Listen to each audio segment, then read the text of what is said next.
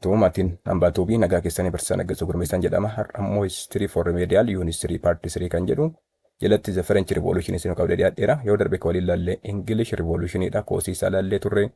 And finally the civil war, two important civil wars fought. And at the end the parliament came of peace. The Bill of Rights which indicate about the parliamentary supremacy in England kan jedhu laalleera. Hara kalattiin ka waliin laallu history for remedial unit 3 part 3 the French revolution waliin laalla. Let us see about the French revolution. When you come to French revolution, the period from the middle of the 17th century up to 1789 in England or in France, known as what is the old regime.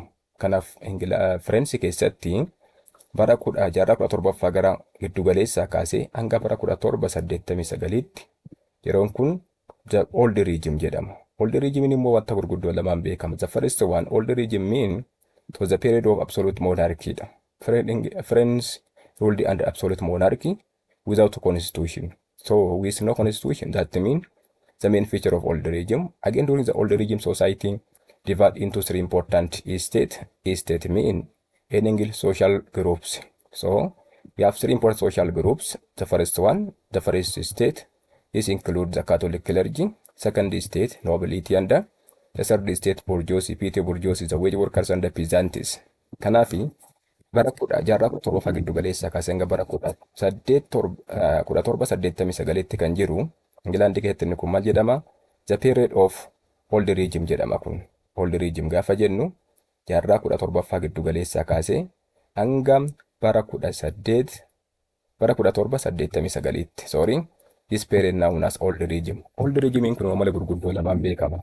Old regime was first of all absolute monarchy. Absolute monarchy mean the government without constitution, no constitution in French during that period. The first reason. Cambrambo during the old regime, society divided into three states. Society divided into three states, which known as unjust social class or privilege in France. The first social class known as the first state. The first state mean the Catholic clergy. The second state mean nobility, and the third state mean bourgeoisie, petty bourgeoisie, wage workers and the peasants. Kanaaf walumaa galatti Faransaay keessatti during the old regime kan jennu keessatti keessaa yoo bara 1789tti uummanni Faransaay bakka gurguddoo sadiitti qoodama. Tokkoffaan isaanii first state jedhamu. State mean social groups jechuudha.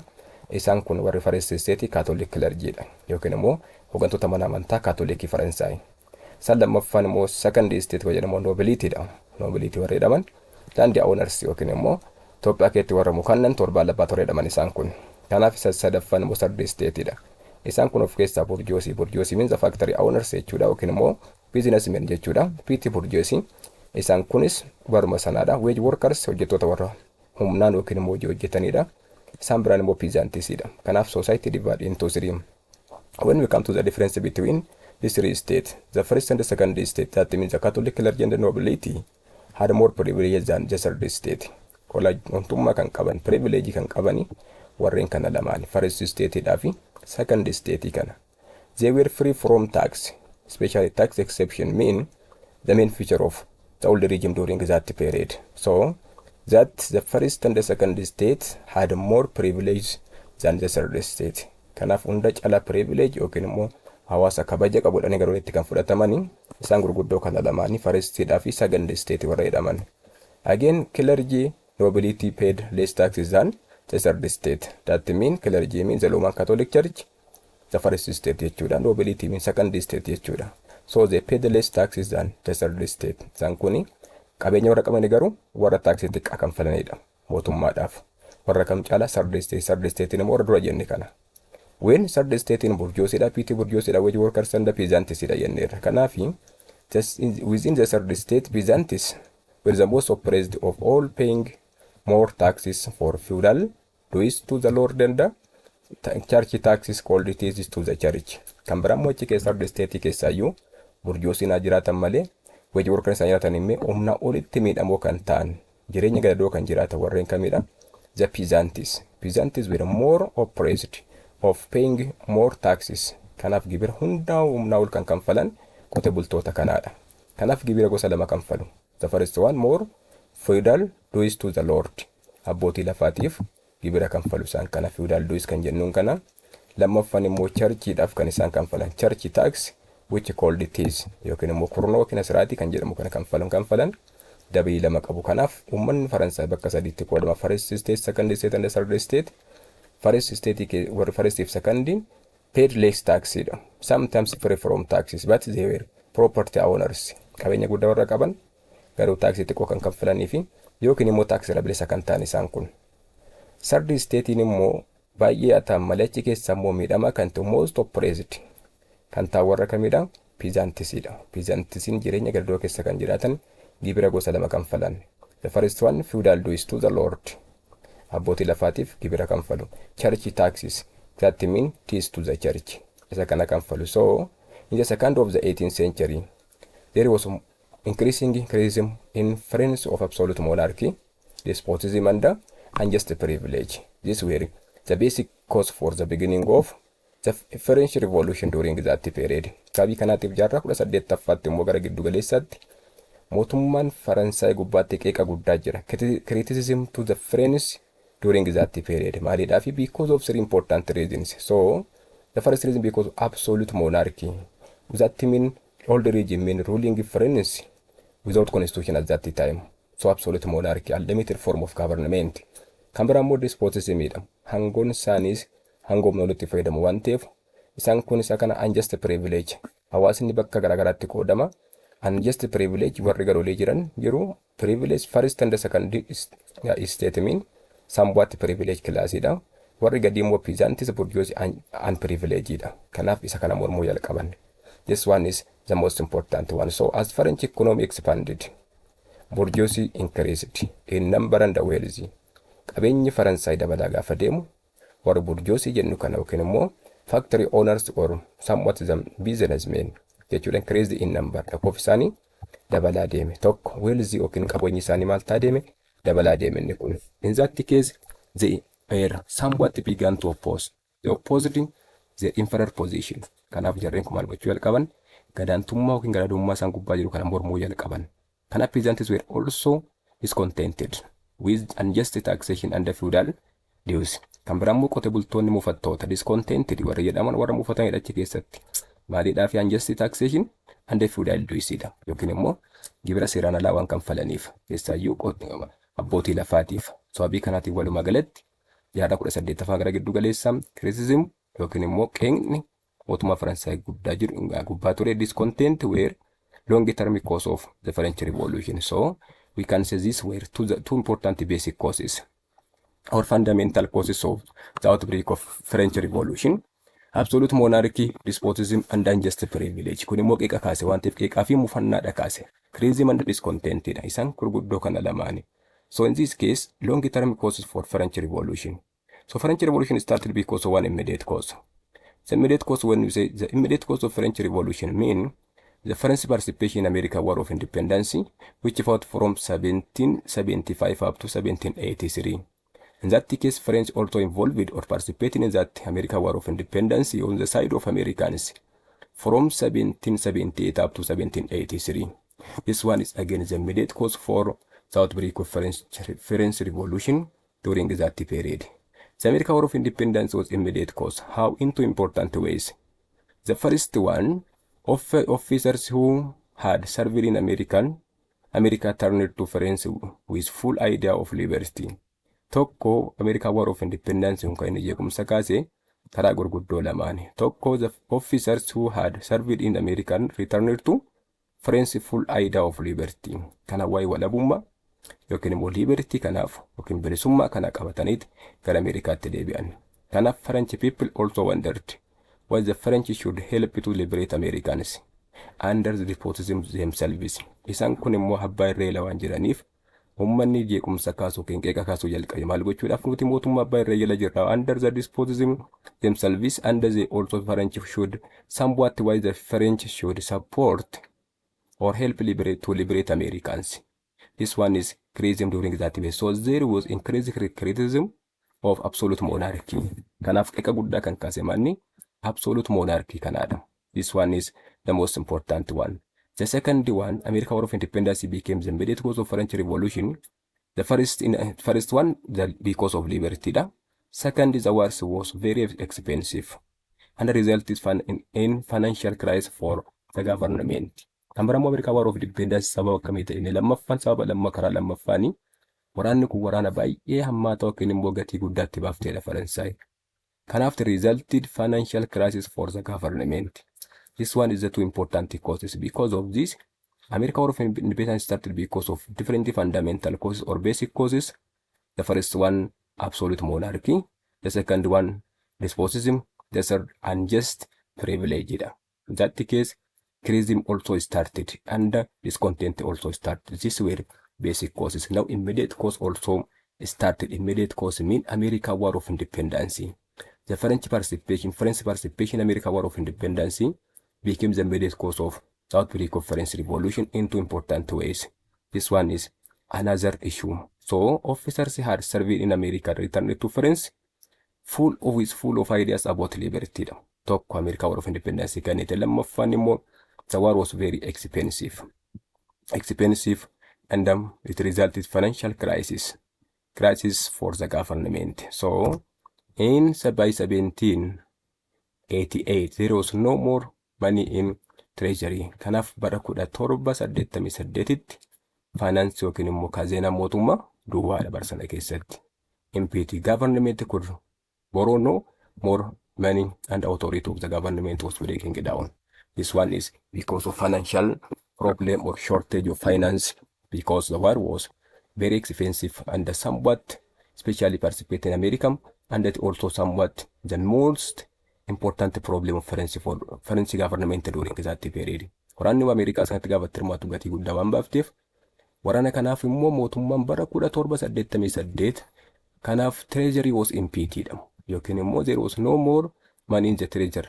That means in the finance that kanaaf government could borrow no more money and the authority of the government was breaking. Qarshii liqeeffachuu hin dandeenye kazeena mootummaa duwwaadha. Sababii kanaatiif mootummaa maal ta'eera? Kanaaf aangoo mootummaa kufaa deeme. Kanaaf the government was forced to announce meeting of state general. Kanaaf mootummaan walgahii yookiin immoo paarlamaa waamuudhaaf dirqama ta'e jechuudha. Kanaaf the state general was national representative assembly of France elected by 3 states. Kanaaf state general mean this one is known as national representative assembly of France elected by the 3 states. 3 states when the first state, second state and the third state. Kanaaf walgahiin kun in the form of parliament jechuudha. Faransaay keessa kan ture kun maal jedhama? State general jedhama amma maqaan isaa jijjiiramutti. Kanaaf mootummaan bara 1788 walgahii guddaa kana waame yookiin somewhat in other word we can say the parliament also called by the government or by the French ruler during that period, a person called Louis King Louis. So in that case general, the state general was national representative assembly of France elected by 3 states. Then the government was forced to announce meeting of the state general. So in 1788, government announced that election would be held for state general.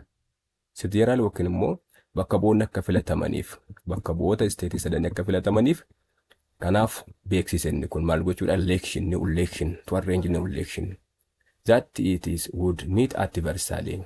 Kanaaf British keessatti paarlaamaan kan taa'u at Westminster jenneera. Kan immoo Faransaay kan taa'u atti Versailles. Versailles gaafa yennu royal residence near Paris from 1789 up to 1614. 1640 change to Paris. You learn about the reason. Maaf akka ta'e yerootti garagariitti ilaalla. Sababii kanaatiif mootummaan bara 1788 paarlaamaa yookiin immoo bakka bu'oota isteetii sadanii kaanii waame. Kanaaf achi keessatti immoo announced them that election would be held for state general and that it would be meet at Versailles. This one is the beginning of the war. So meanwhile political crisis was made, forced by economic crisis which had in depression since 1750. Kanaaf bara 1770 keessa dinagdeedhaan kufaa waan jirtuuf kun waan filachuudha Faransaay keessatti economic crisis akka jiraatuuf gahee guddaa taphateera. Kanaaf rakkoo dinagdeetiin kun. So meanwhile political crisis was made, forced by economic crisis. Kanaaf crisis dinagdee siyaasa keessa jiru yaaddessaa kan ta'e economic crisis faan isa kan jirudha. Which had in depression since 1780s. Dinagdeedhaan kufaa jirti Faransaay bara 1770 keessaa kaaseeti. Kanaaf there were also made wars by very bad harvest. Kan biraa immoo maaltu jira bara 1788 against the same year. That mean bad harvest caused by bad weather. Haalli qilleensaa waan jijjiirameef midhaan sirnaan hin sassaabamne. Very bad harvest.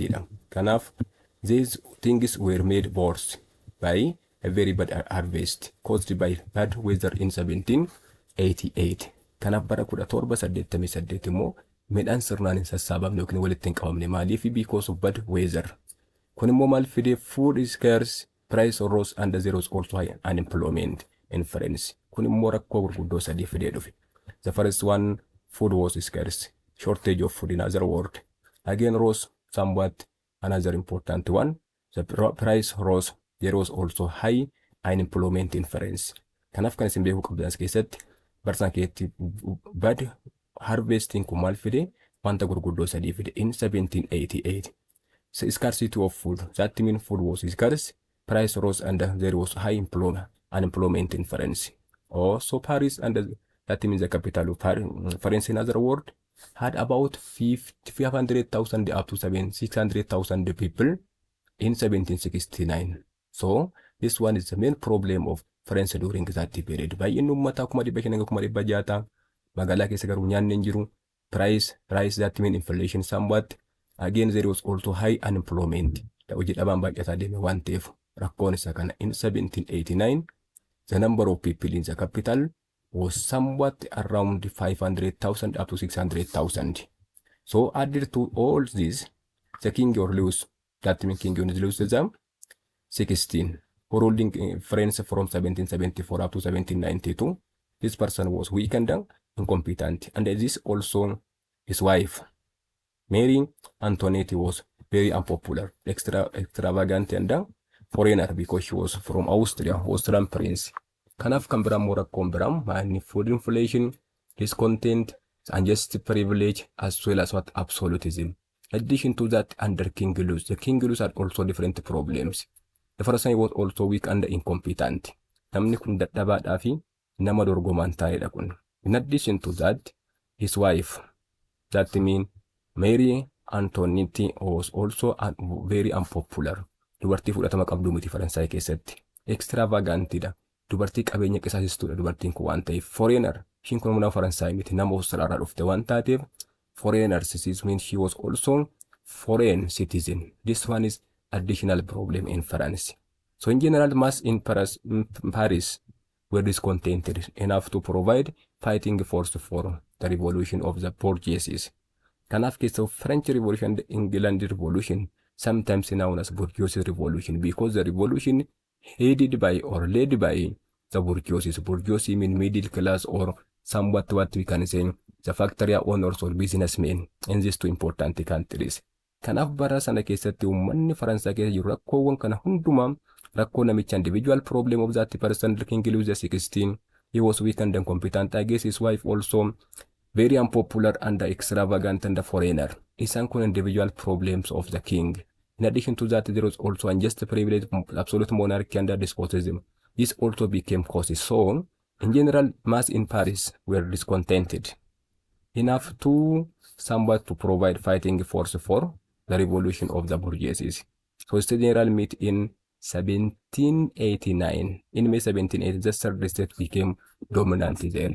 Kanaaf walga'iin guddaan kun yookiin immoo meeting of the parliament in other word bakka bu'oonni kan isaan ta'an bara 1789 May 1789 third state were dominant. Chigeetti immoo harka caalaa kan qabu kamidha jechuudha.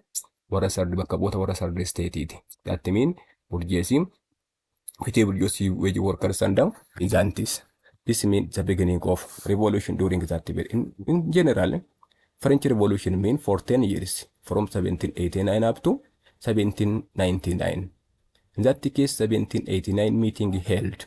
That means the representative of third state, that means General Assembly State General, meeting in May 1789. In that case, third state were dominant there. In that case, so on June 17, 1789, third state passed the resolution declaring themselves as National Assembly. So now the name of the State General changed to National Assembly on June 17, 1789. Kanaaf bara 1789 immoo on June 17 gaafa June 17, 1789 Third statein kun maqaa isaa jijjiire yookiin immoo labsii baase. Labsiin kun maal jedhama? Maqaan State General eegamtee jijjiirameera National Assembly ta'e jechuudha. Kanaaf State General is name changed in 1789 to National Assembly. So they invited others to join them, which some did. Kanaaf kana booda warreen kan akka isaan qunnamaniif yookiin immoo isaan itti makamaniif affeeruu jalqaban. National Assembly declared that they would not end the meeting until they had given France proper constitution. Kanaaf State General yookiin immoo National Assembly kun waadaa tokko galan. Waadaan isaanii maal jedha? National Assembly declared that they would not stop in the meeting until they had given France a popular constitution. Waadaan isaanii maal jedha? Amma Faransaayidhaaf constitution yookiin immoo heera seera qabeessa kenninutti, heera gaa kenninutti walgahii keenya addaan hin kunnuudha. Kun immoo maal jedhama? Tennis court oath jedhan. So this event called tennis court oath because oath was made in large indoor tennis court on June 20, 1789. Kunis maal jedhama jechuudha? Kakuu tennis courtidha. Kakuu tennis courtidha yookiin immoo tennis court oath jedhama. Kakuun isaanii maal? National Assembly declared that they would not end the meeting until they had given France a proper constitution. Kanaaf amma Faransaayiniif heera qabeessa ta'e kenninutti walgahii keenya addaan hin kunnu yookiin walgahii keenya dhaabnuudha. Kanaaf kunis immoo waadaan kun maal jedhama? Waadaa tennis court yookiin immoo this event called tennis court oath jedhama. This one is the most important one. So in that case the king planned to counter revolution. Kanaaf mootiin kun King Charles immoo tarkaanfii fudhachuudhaaf ni qophaa'e. Ordering armies regiment to march to Paris and Versailles. Kanaaf loltuun isaa immoo gara Paarisitti akka darbaniif akka dhaqaniif Versailles akka dhaqaniif loltuu isaanii in affeere inni kun maal gochuudhaafi? To take counter revolution on what? On the third state or National Assembly, because they were meeting during that period to write constitution for France. This also known as what?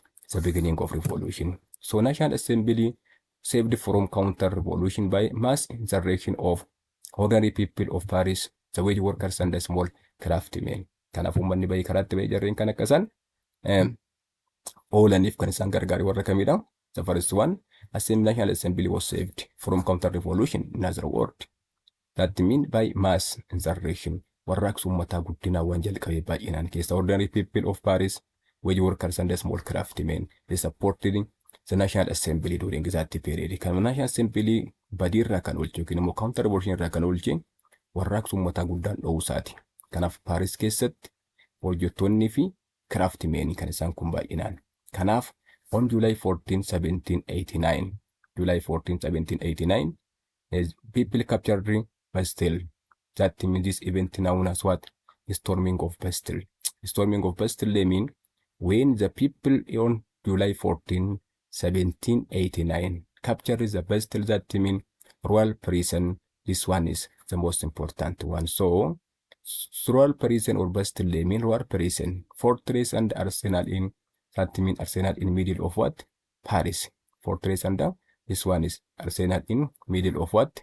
Middle of Paris during that period. So the soldiers in Paris were too few and to suppress rising. Also the soldiers somewhat specialized with the people. Kanaaf loltoonni kunillee baay'ee xiqqoodha. Warreen kan uummatatti dhiyaatanii akka uummataaf waan yaadaniif uummata faana waan itti makamaniif yaada uummataa waan deeggaraniif isa kanarra sababii kanaatiif isa kana to'achuu hin dandeenye. Kanaaf the Bastille was considered as symbol of tyranny and oppression. Kana Bastilleen kun maal jedhame yaadama? Symbol of tyranny and somewhat symbol of oppression in France. This one is the most important one. So this one is the beginning of what? French Revolution. On July 14, 1789, revolution started, broke out now. Kanaaf adda baay'ee lolli kan bahe gaaf uummanni dhaqee mana hidhaa Bastillee kana cabsee seenuudha. Mana hidhaa Bastillee kana cabsuun immoo symbol of tyranny and oppression jedhame kan beekamu Faransaay keessatti. That event continued. So fall of the Bastille marks the end of absolute monarchy. So thought not yet end of the monarchy, but symbol itti argame. One thief in France under July 14 is celebrated by French people as anniversary of their liberty. Kanaaf Faransaay keessatti July 14 maal jedhamee kabajama? Guyyaa walabummaa isaanii yookiin bilisummaa isaanii ani kan isaan kabajanidha. Anniversary of that mean liberty. So the July 14 celebrated by French people as anniversary of this liberty. This one is one of the most important ones. Summer of 1789, there was also mass peasant disturbance. In addition to that, Bastille also somewhat stormed by the people. Again, summer of 1789, there was also mass peasant disturbance. Bara 1789 immoo yerootti fincilli qota bultoota jalqabeedha Faransaay keessatti. National Assembly satisfied the peasants by decreeing on August 4, 1789 the abolition of feudal dues and church tax or fees. Kan biraa immoo National Assembly yookiin the word the parliament jechuudha yookiin immoo the meeting of third state majority kan isaan ta'an keessatti bara 1789 immoo August 4 irratti maal godheera labsii lama baase. Labsiin kun abolition of what? Feudal dues and the second one church taxes. Kanaaf kanan booddeetti baalafaatiif yookiin immoo feudal dues yookiin immoo gibira baalafaatiif kan falamu hin jiru. Churchiif immoo taaksiin yookiin immoo asiraatiin kan falamu hin jiru yookiin kurnoon kan falamu hin jiru. The peasant satisfied by this decree of National Assembly. So, on the night of August 4, 1789, the proclaimed abolition of what? All forms of privilege, including tax exemption. That means, especially the first and the second state were free from somewhat tax, or they paid what less tax for the government or feudal lords. In that case, again in addition to August 1774, on the night of August 4, 1789, in addition to the decree of August 4, 1789, that means the abolition of feudal dues and the church taxes. Kanaaf August 4, 1789 yerootti gibirri abbaa lafaaf kan falamuuf churchiif kan morootiin haqameedha yookiin immoo dhorkameedha. Halkanuma sana immoo on night of August 4, 1789, the National Assembly proclaimed abolition of all forms of privilege. Kanaaf upper privilege, lower privilege. Kanaaf olaantummaa saba yookiin immoo hawaasaa kan kana maal jechuudha ni hambisisa kana, including tax exemptions. Kana warri sardii fi first fi second tax liabilities akka hin taanes namni tax kan faluu qabuudhaaf isa baase waan ta'eef 17 of July and August of 1789. July mean the storming of Bastille. This mean August mean the declaration of the parliament. That means National Assembly declared abolition of feudal dues and the church taxes, as well as what? Abolition of what forms of privilege. These two important events, that means the events of July and August 1789 in this old regime in France. Kanaaf labsiin July fi labsiin August bara 1789 maal fide jechuudha. Sirni old regime akka dhumatuuf gahee guddaa qabate. Kanaaf maal jenna gubbaarratti the period from the middle of the 17th century up to 1789 known as the period of old regime in France. Now it also ended with the two important proclamation of July and August 1789. This one is change in France because of revolution. National Assembly took authority to create social and political condition in France. Amma kan gahee fudhate jechuudha. Tigaatummaa kan fudhate National Assembly. For what purpose? To somewhat took authority to create social and political condition in France. Kanaaf haala dinagdee fi siyaasaa mijataa uumuudhaaf rakkeetti itti gaafatamummaa kan fudhate after old regime also abolished or ended that National Assembly that state general isa duraa sana jechuudha. It did this by writing constitution and declaring what number of reforms. Kana kan godhe immoo heera baasuu constitution baasuudhaaf reformii garaagaraa fudhachuudhaan. For example, before the working of one constitution, National Assembly decreed on August 26, 1789, the Declaration of the Right of Man and the Citizens. Kanaaf bara 1879 on August 26, National Assembly kun labsii tokko baase. Labsiin kunis maal jedha? Declaration of Right and the Declaration of the Right of Man and the Citizens jedhama.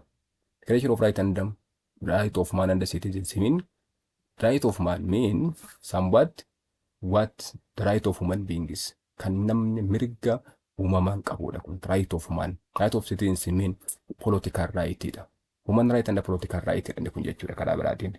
Kanaaf labsii kana gaafa August 26, 1789 before writing constitution. This one is the most important one. So this set out political principle on the new constitution. Kanaaf kun immoo heera yookiin ittiin bulmaata siyaasaa haaraadha kan inni fide maal gubbaarratti new constitution gubbaarratti kan dhufe jechuudha. Kanaaf would be based on this one. Declaration said that all political authority comes from the people. Kanaaf declaration kun maal jedha? Declaration of what? The right of man and the citizens. All political authority comes from the people. Kanaaf aangoon kamiyyuu nama uummata biraa dhufaadha.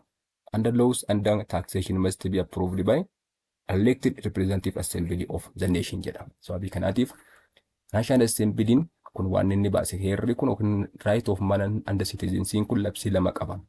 The first one, all political right, all political authority comes from people. Aangoon siyaasaa kamiyyuu uummata biraa argama. Kan biraa immoo laws, seerriidhaa fi taxation. Gibirri yookiin immoo taxiin kamiyyuu must be approved by an elected representative assembly of the nation jedha. Bakka mootummaatiin immoo mirkanaa'uu qaba. Seerriidhaa fi taxiin bakka mootummaatiin mirkanaa'uu qaba jedha. Kanaaf inni kun maal jechuudha? Somewhat the outcome of the right of man the citizens which proclaimed by National Assembly on August 26, 1789 is also the beginning of somewhat democracy in France. All members of nation are equal in the rights and the duties. Kana maal jedha labsiin kun immoo kama declaration of rights of man and the citizens ni sadaffaan sama jedha. Or equal, that mean all nations are equal in rights and the duties. Namni kamiyyuu yookiin immoo sabni kamiyyuu mirgaa fi dirqama wal fakkaataa qabaayedha yookiin immoo qixa qabaayedha. Kanaaf all members of nation kanaaf miseensi hawaasaa hundinuu are equal in right and duties. Mirgaa fi dirqama wal qixa qabaadha. State had been rejected. Social class now rejected. First state, second state, and third state also rejected. Again, declaration also expressed various civil rights. Kan biraa immoo kan afuraffaan of keessaa qabu various civil rights of keessaa qaba. Civil rights like freedom of speech and religion. Bilisummaa amantaadhaa fi bilisummaa yaadaa. Immoo bilisummaa namni kamiyyuu bilisummaa dubbii yookiin immoo freedom of speech qabaachuu qaba jechuudha. Kanaaf bilisummaa amantii qabaachuu qabaayedha. This one is the outcome of the right of man and the citizens. Kanaaf wanta gurguddoo of keessaa qaba. Right of man and the citizens include four important decrees or proclamations. The first and the most important one, in that case, all political powers came from what? People.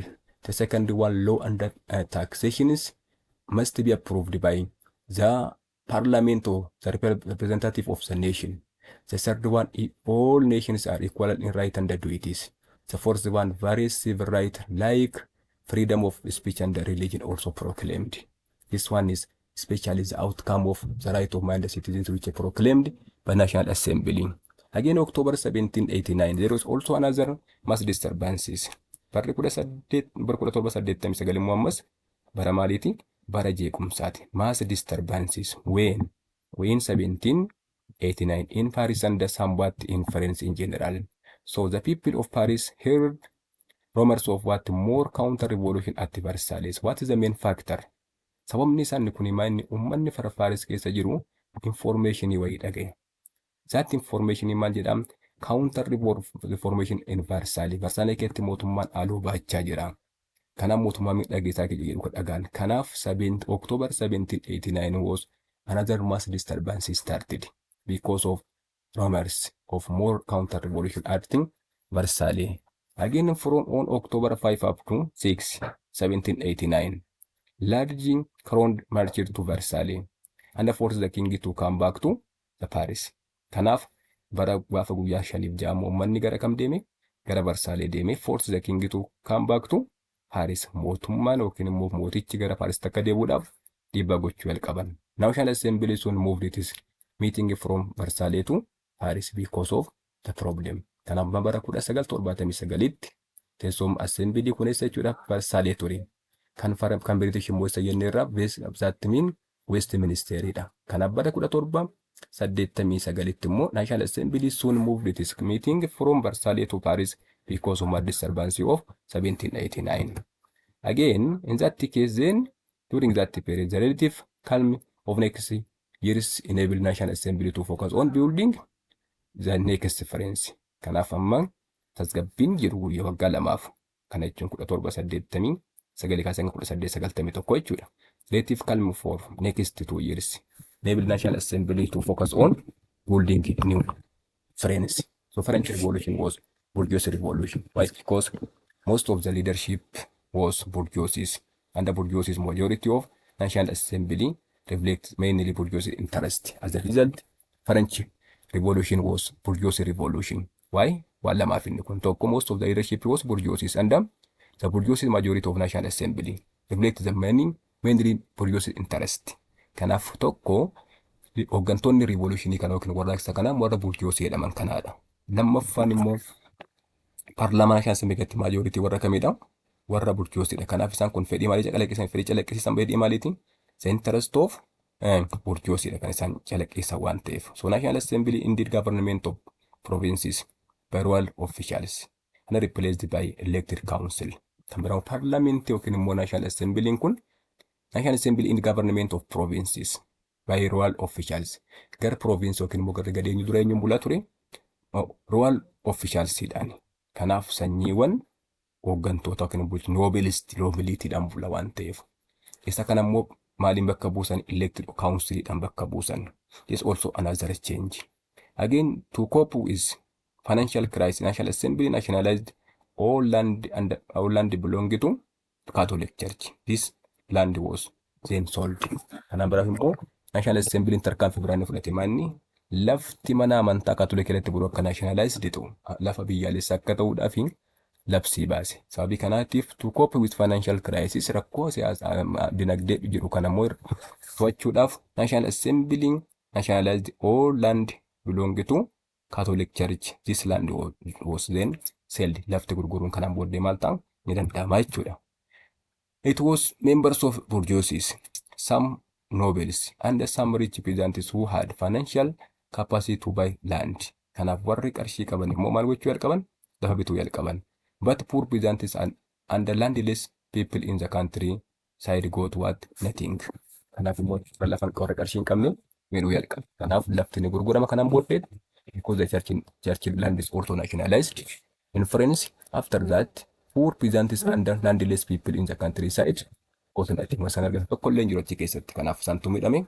Kanaaf in 1790 National Assembly voted to put Catholic Church under the control of state. This agreement formed now until Napoleon came to power. Hanga Napoleon gootti dhufutti bara 1799tti. Kanaaf rakkoon mana amantaadhaa fi rakkoon mootummaa Faransaay gidduu jira. What happened in 1790?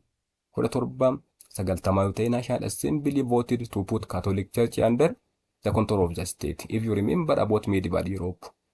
Kanaaf medieval Europe yoo yaadattu ta'e bara Dark Age keessatti during the medieval period Catholic Church was only unifying institution as well as land and wealth and property. But its influence now put under the control of the state.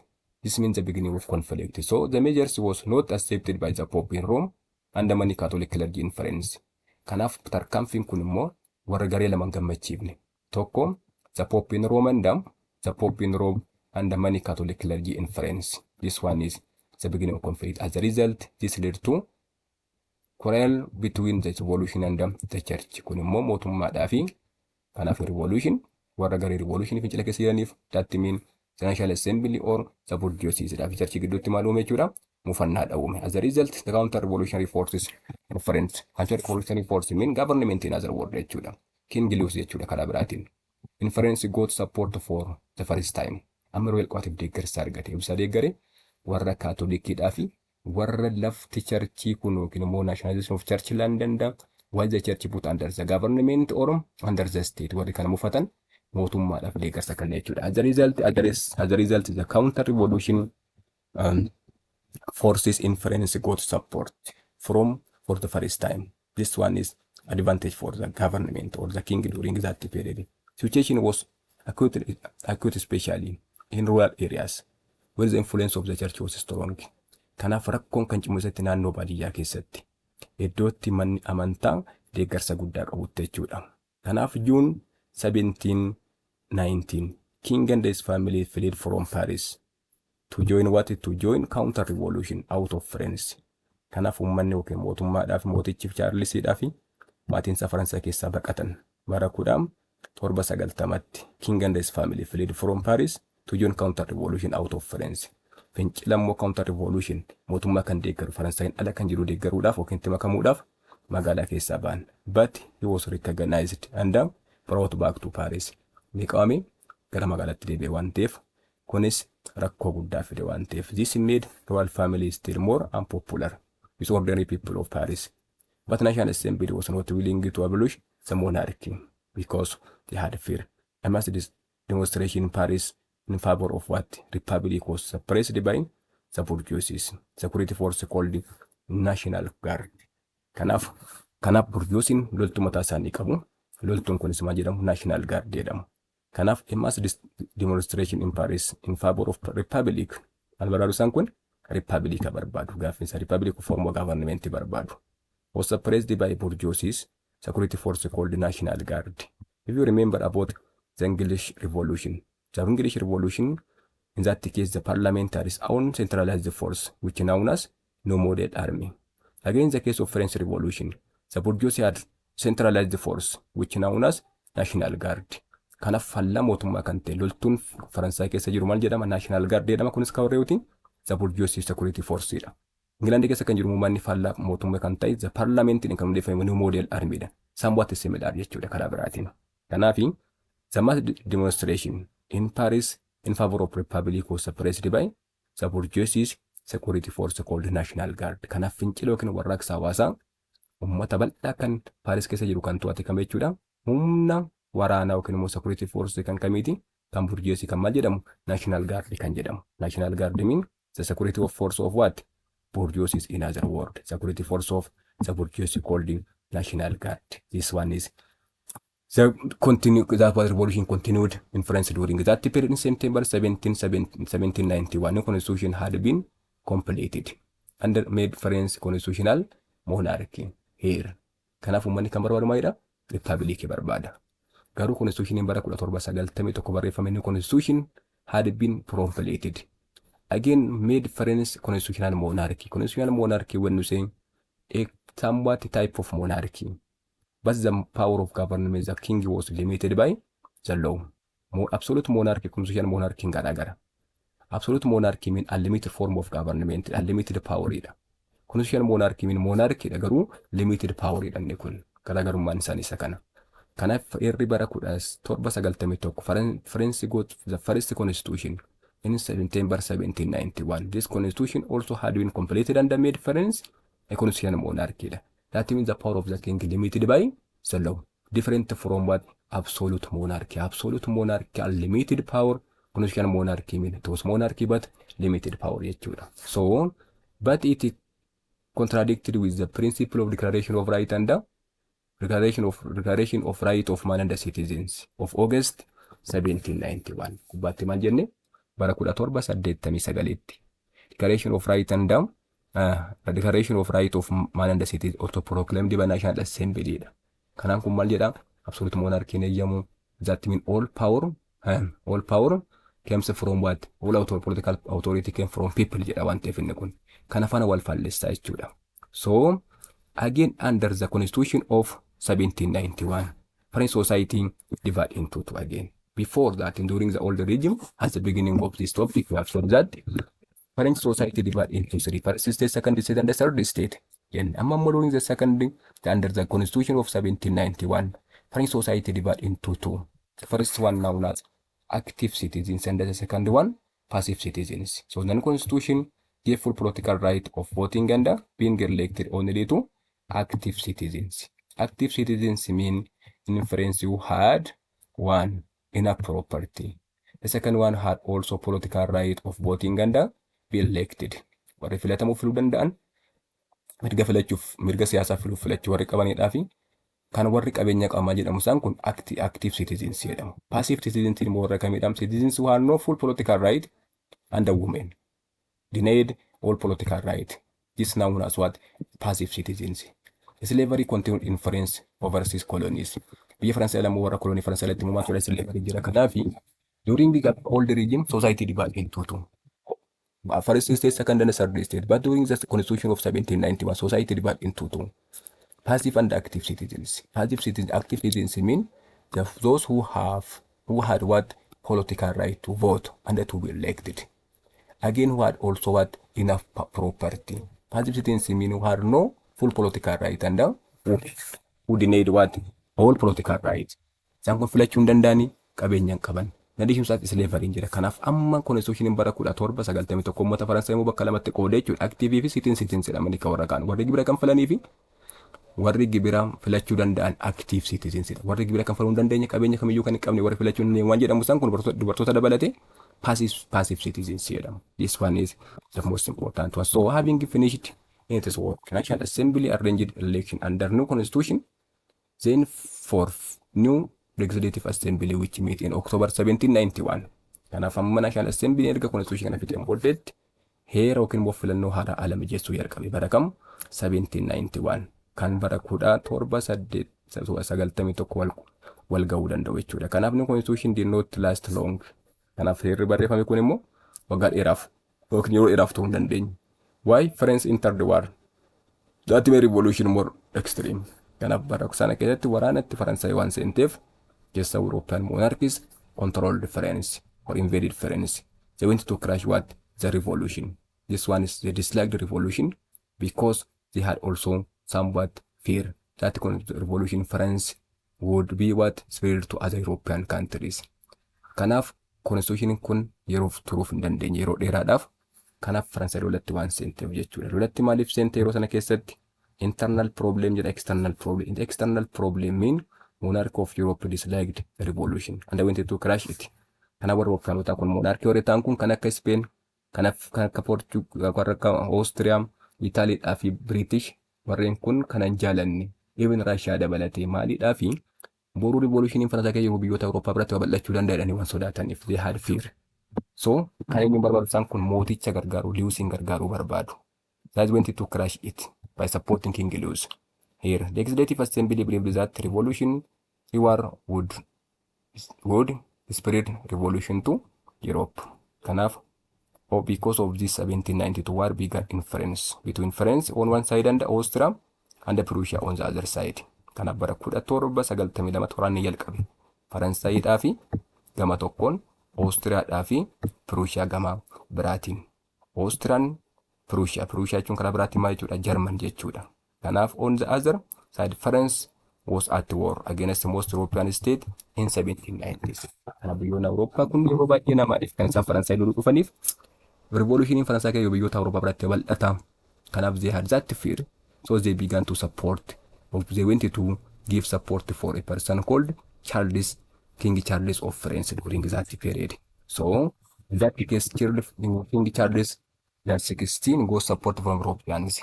Then they wanted to control somewhat revolution. So in 1793, France was at war against European state.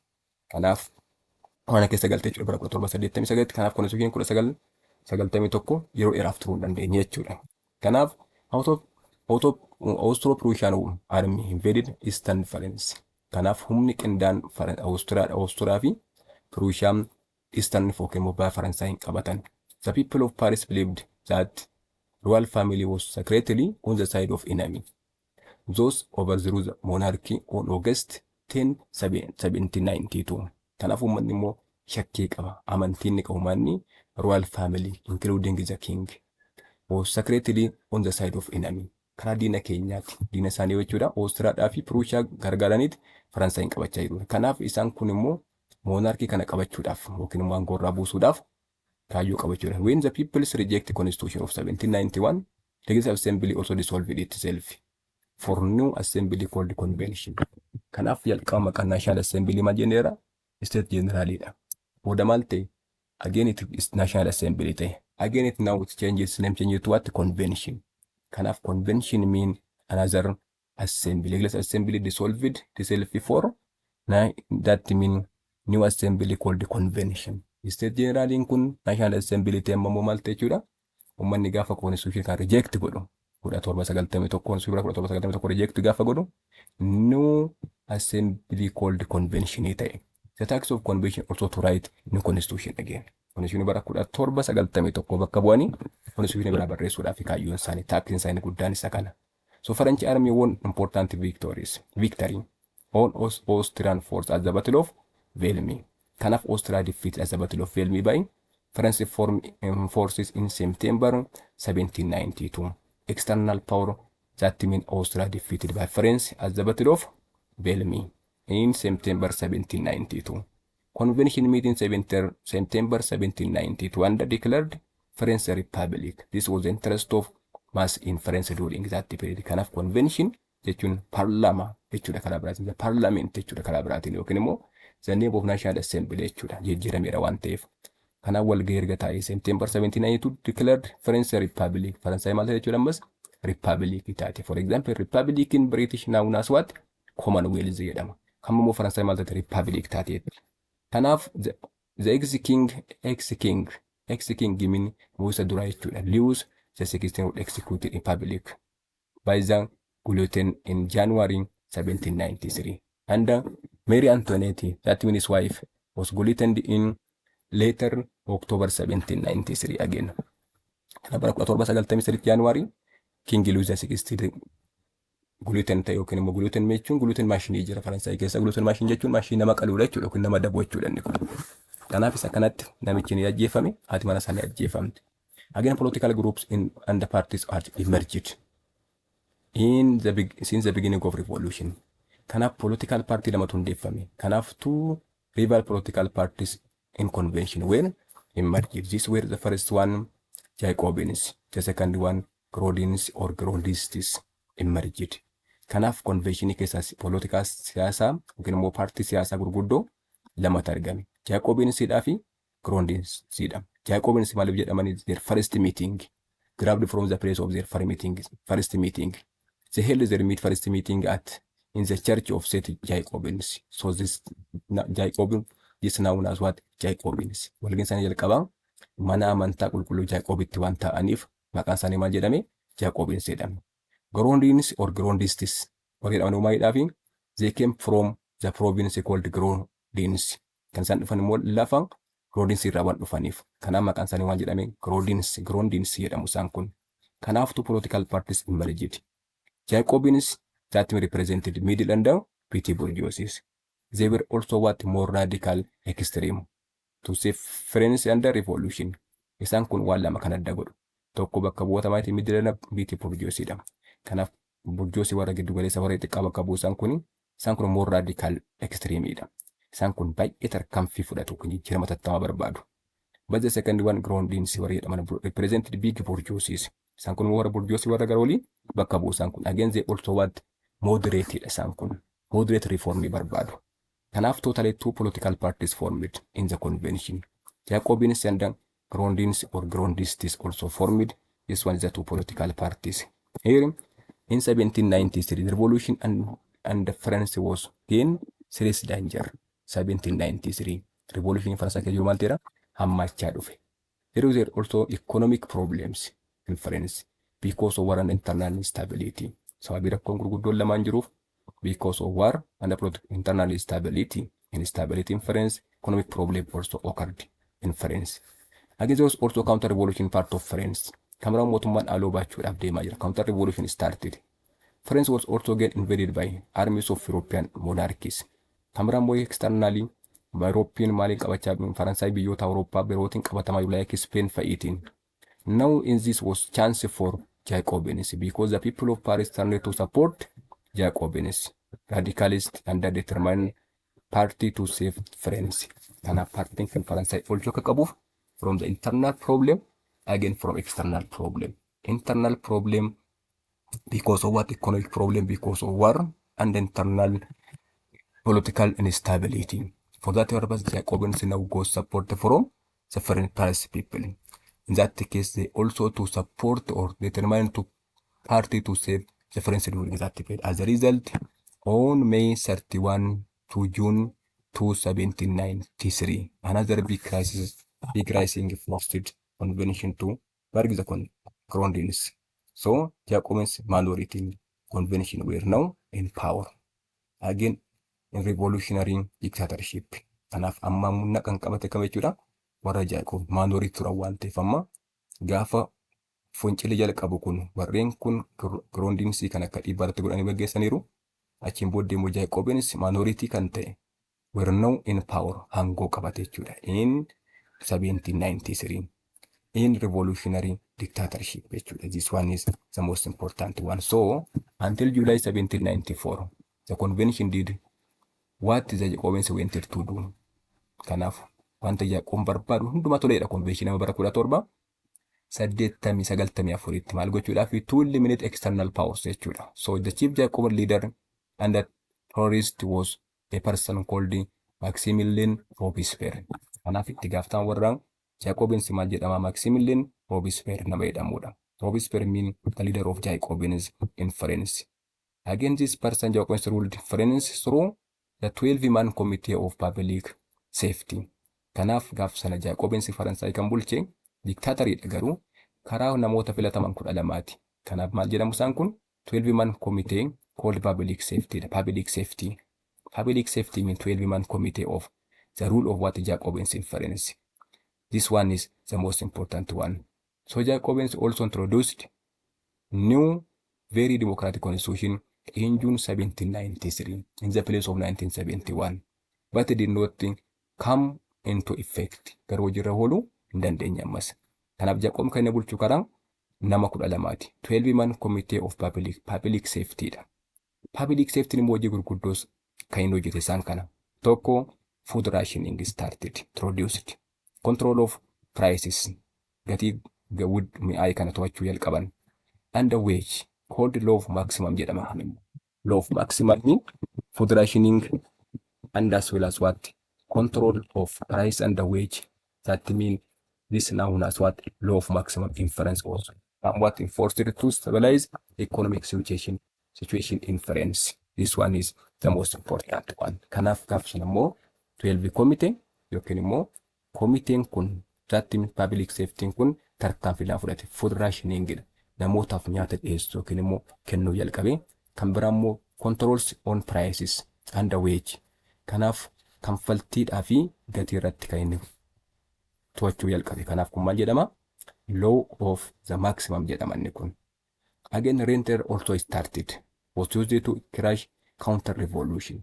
Kanaaf gama mootummaa warra deeggaran immoo counter revolution kana dhaamsuuf immoo terror jalqabe. Reign of terror jedhama. Under whom a person called Robespierre. Robespierre mean the leader of Jacobins during that period. Kanaaf gaaf sana Jacobins maashinii nama qalu yookiin immoo gluten maashinii bitanii biyyatti galchan.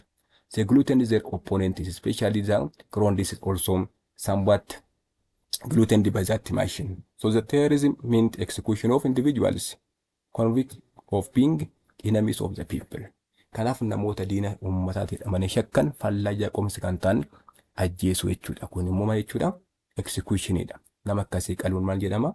Terrorism jedhama kun. Terrorism mean is known as red terror under Jacobins.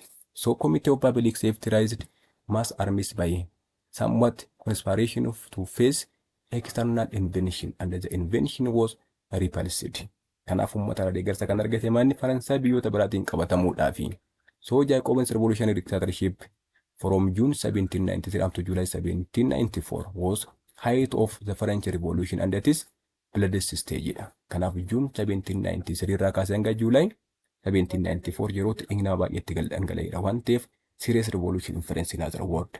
When critical military situation and the danger of France was over, the convention, the bourgeoisie and the people turned against Jacobins.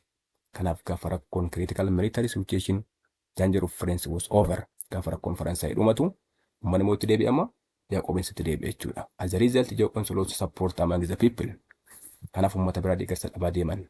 Because of the separation of what popular democracy, terror it is. Finally, their Congress gave opportunity for non-Jacobins minority convention to turn against Jacobins leadership during that period. So, in July 27 up to 28, 1794 convention voted arrest of Robespierre. Robespierre means the leader of Jacobins and other Jacobins leaders and sent them to the guillotine. Execution jechuudha. Kanaaf convention voted no constitution in 1794. Kanaaf bara 1795 immoo convention aangoota hojiitti deebi'e maal ta'e edda Jacobin barbaadeessaniin booddeetti constitution haaraa filatan. Which restricted political right even more than 1791. Kun immoo mirga siyaasaa kan dhorkeedha kun waan ta'eef isa kan arganna. Again constitution established a regime called directory. Directory immoo maal jechuudha kan Faransaayeen bulchu jechuudha bara 1795 hanga 1799tti. France was ruled by directory. Because of this constitution established a regime. which called directory. Directory rule difference from 1794 up to 1799. Directory was unable to give difference stable. Conservative produces republic.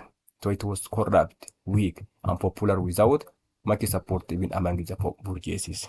This means the problem of the bourgeoisie during that period. So, kanaaf maal mafuudda Jacobin sinangora bu'aniin booddeetti Faransaayatti kanaan gootu hima daayirektariidha. Daayirektariin bara 1795 kaasee hanga 99 Faransaayinn kan bulche jechuudha. Kanaaf isa kana finally in November 1799 ambitious, popular and successful general Napoleon Bonaparte overthrew directory in military coup and took power. Kanaaf fonqolcha mootummaa kan gaggeesse jechuudha. Nama Napoleon Bonaparte jedhamudha. Kanaaf directory removed from power. That means deposed from power by whom? By military leader, a person called Napoleon. This one is the most important one. So this indicates democratic gains of revolution. French revolution indeed now. French revolution malteera umateera. Bara 1799 by whom? By Napoleon. Gaafa Napoleon directory angorraa kaasu. Kudeeta yookiin immoo fonqolcha mootummaatiin. Kanaaf gaaf sana revolution indeed now. So what were democratic gains of French revolution from 1789 up to 1799? French revolution brought great changes in the societies and the government of France. This one is, it brought great changes. Revolution led to long-lasting, unified, strong central government. So the first one, strong central government established in France. The consequence of the French Revolution. This unified, strong central government. This one is free society dominated by middle classes, formed land owners, and indeed supreme rule of by the king. This one is revolution. Kanaaf central government established. Free society dominated by middle class, also formed land owners, and somewhat indeed supreme rule of by the kings. Again, in this case, introduced democratic ideals to French, but did not make a nation democracy. Amraummaal fedhe Faransaa keessatti democratic idea kan inni fide waan ta'eef the outcome of French Revolution. But this weaknesses did not make the nation democracy. Again, it also abolished, that in French Revolution abolished serfdom. Serfdom mean land ownership jechuudha. Sirna abbaa lafaa hambise. Abolished what is slavery? Slavery abolished in France. Inherited privilege. Kanaaf dhaalaan sariin sanyiidhaan dhaalaan kan dhufu, kabajni dhaalaan dhufu akka hafuuf. Judicial that mean somewhat especially under the party which is known as Jacobins. Somewhat the people also tortured during that period. Torture also indeed. Judicial somewhat indeed in France. Legal equality among the people gradually became norm in France. Walqixxummaan legal equality became norm in France. This one is the outcome of French Revolution jechuudha. Again, it also had far-reaching effect on the rest of Europe because no kings, nobles, or other privileged groups would ever again take their powers for granted. It had effect on Europeans as they feared. Kanaaf namni kamiyyuu mootiin nobles yookiin warreen nobles jedhaman other privilege sanyiin yookiin olaanaa jedhamu kun aangootti dhufuu hin dandeenye. Or ignore the ideals of what liberty and equality. This one is about French Revolution. Again, tomorrow, next video, you will learn about next topic, history of Remedial.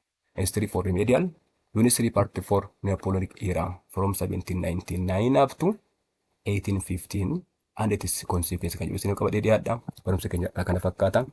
Kanaaf warri maatii hambaatu bitaatan, yoo isin tolee video kana share, comment, like gochuun yeroo keessan bira kaa'uuf geessan taphadha. Warri maatii hambaatu bintaan immoo subscribe gochuudhaan maatii hambaatu bitaa isiniin jenna. Kanaaf galatooma yeroo barnootaa gaarii.